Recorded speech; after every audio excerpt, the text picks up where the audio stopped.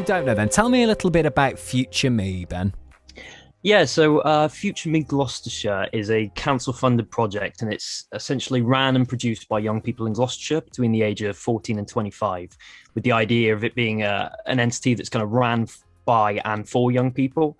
And our aim is to sort of use our diverse team of youth representatives and their skills and experiences to kind of provide young people in Gloucestershire with the information, advice, and help they may need to plan their future.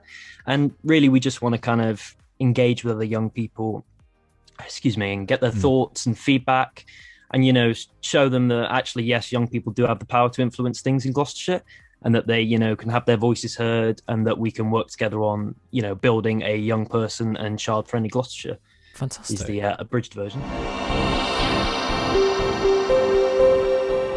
In having those experiences and then talking to people, maybe helping people with their own journeys, how important do you think that is then, Ben, to sort of open up about your own journey, and what sort of impact does that have on the conversations you have?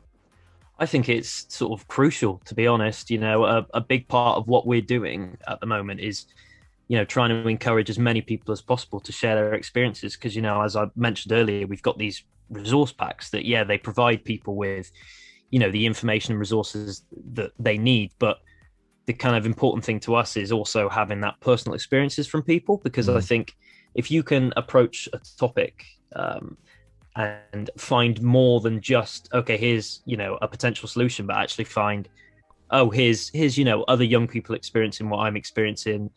Here's their advice. Here's what they've gone through. You can feel a lot less alone. I think it's really important. You know, it's been really important in terms of discussions with other young people, and it's been really important in discussions I've had, you know, in meetings and stuff within GCC. So yeah, I just think it's crucial, really, being open and honest about these things if you can. Yeah, of course, and it gets to the point, doesn't it? You know, you have to get to that point yourself, I'm sure.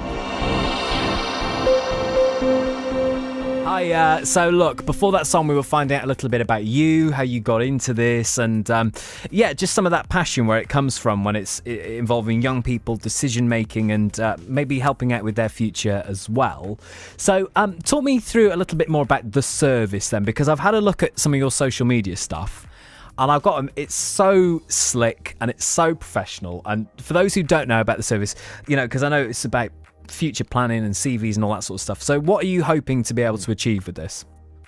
Yeah, so I mean, it kind of started off as, you know, at first we just had that kind of social media presence, and we had a lot of plans in the background.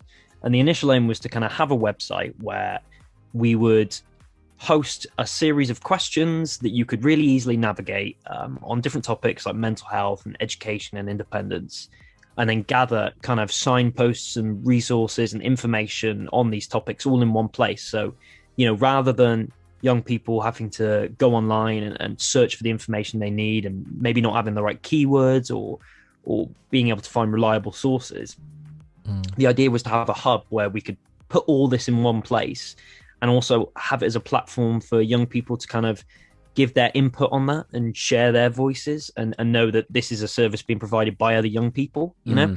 And that's evolved into these resource packs and newsletters that we've got. So our main offering is this kind of resource pack. Now we're doing one on every kind of topic you could think of. So the first one's just came out. It's a mental health and wellbeing resource pack.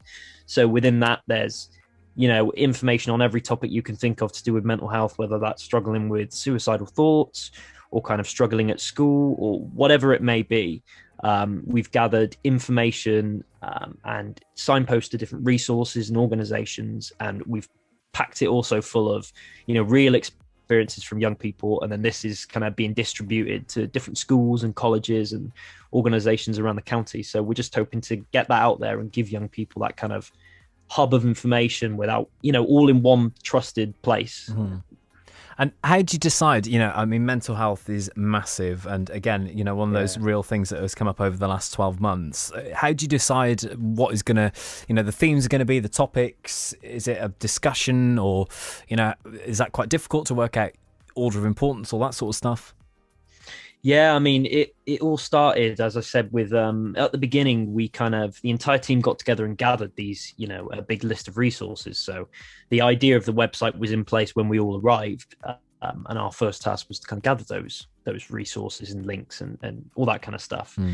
And then that when the resource packs came about, that kind of evolved slightly, and we had to kind of all sit down and plan it out in a bit more detail, and really think about, okay, if you're going to navigate this in quite an intuitive way, that, the idea is we want people to be able to go into it not necessarily knowing the exact question they want to ask. So you can go in, choose a topic, and then kind of navigate yourself to where you want to be. And so it was all kind of working out how we structure it to work like that. So yeah, it was a big topic to tackle, and it took a lot of work from the whole team to kind of get right and get organized. But I think we came out with a really solid product at the end of it, and we're kind of really excited to get it out there. And yeah, getting the first one out there after all this work building up to it, and it obviously is something that's going to be ongoing now. But what was that feeling like when the first one started going out there, Ben?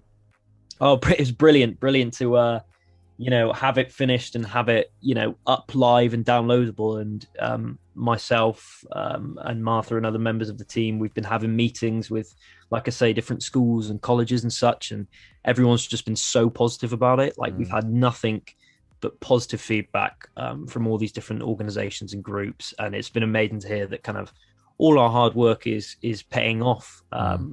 And yeah, it's finally up, it's been distributed to our our contacts, and now we just sort of promote it as much as we can and wait and see how well it's engaged with. But I think it's a real valuable thing that I would really encourage anyone who is a young person in Gloucestershire struggling with mental health. I would say check it out, because I think we've got everything covered that we can.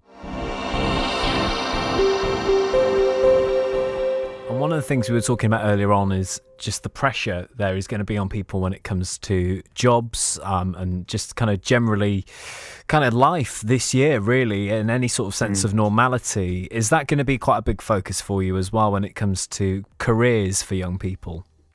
Yeah, so now that our kind of mental health and wellbeing pack is out, our next focus is our resource pack on education, employment and training. So we're currently in the process of, gathering all the resources and the research and the information we need to put into that pack. And then we're going to begin working on it. But one thing we want to encourage is more young people to kind of share their experiences with education, training and employment, because there are so many routes and pathways to take, like apprenticeships, traineeships, supported apprenticeships. And we really want young people to kind of know about their choices and open up their horizons through the shared experiences of our young people. So we're really looking to kind of gather as many real experiences to put in this next pack as we can.